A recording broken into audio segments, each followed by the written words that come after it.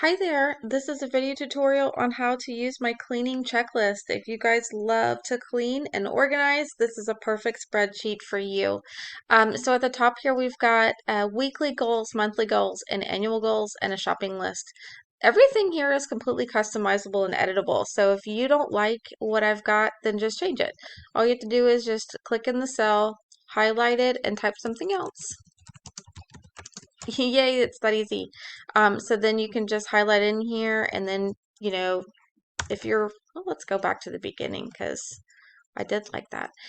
It was weekly goals. So if you have a weekly goal of food prep, which I love food prepping, it's helpful, then you can put your goal in there. And then your shopping list, if you type in your shopping items, if you need coffee, then you just check everything off there. It's that easy. And then we've got your checklist for the week.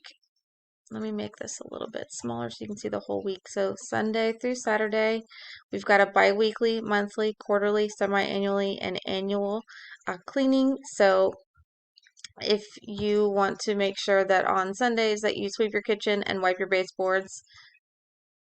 And you know what? I think I misspelled refrigerator.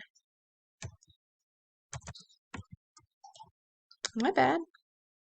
Okay, moving on. So, again, like if once you get all the items that you want done, just check them off or uncheck them to start over.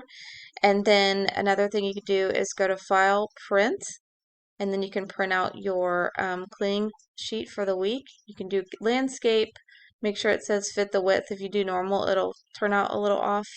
So do fit to width, and then you can print it out easily. Just make sure to uncheck those boxes before you print it out.